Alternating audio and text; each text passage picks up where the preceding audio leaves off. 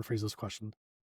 What is something you do now in your brewing process that would have blown 10 years ago Ryan's brain? Wet water salts, big time. Yeah, there you go. Water Yeah, that's a good one. salts, and basically brewing water. That spreadsheet, big difference. And if you don't think it is, brew a tea with just straight up distilled water or your tap water, then brew a tea with just saying, an amber balance or, amber multi water profile. Or other good ones, if you brew a coffee with just plain tap water, then brew it with like, a stout profile and just see what you get.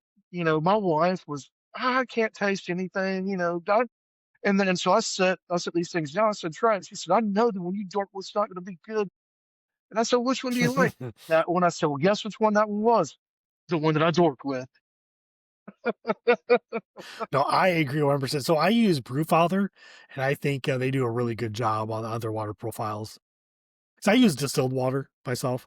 I know it's costly, but I like the blank slate uh, that it brings. Do a lot of painting as well. Not too long ago, like I said, now I got arthritis in my shoulders, it's kind of hard to paint. But like, it's nice to have that blank canvas, and then I can build on top of that canvas and then present something.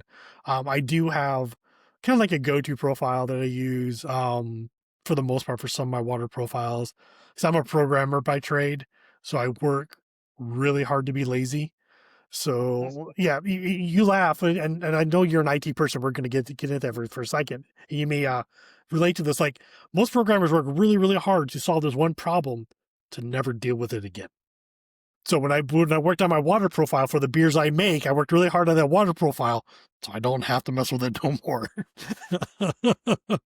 so so you're an IT professional, kind of like me. I'm just, it's more of a personal thing. So what do you do for a living within IT? So now I work in the cloud space. I've worked in the cloud Nice. environment, Microsoft cloud environment for about 15, well, I say 15, probably more like 17 years now. Okay. Yeah. So, I originally, and it's weird seeing everything go back to the cloud side of things when everybody fought so hard to do everything on-prem, all the way to Hmm. Exchange, you name it. And nope, we're going to save money and put it all right back in the cloud.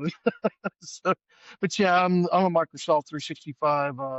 I'm basically working the cloud. So, Oh, nice. That is awesome. Yeah. So I currently work at, we deal with like AWS as our cloud infrastructure, but I've worked for other companies that where they use Azure as their cloud infrastructure.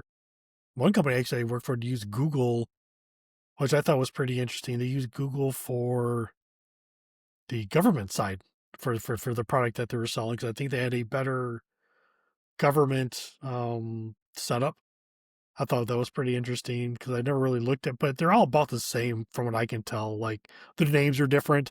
The only bad thing I noticed about AWS is they're constantly retiring services to bring out new services too fast. So once you get used to one thing, they've already retired it, and they already brought out something new. So you have to refigure out how to do everything again. It's just a big old pain in the butt.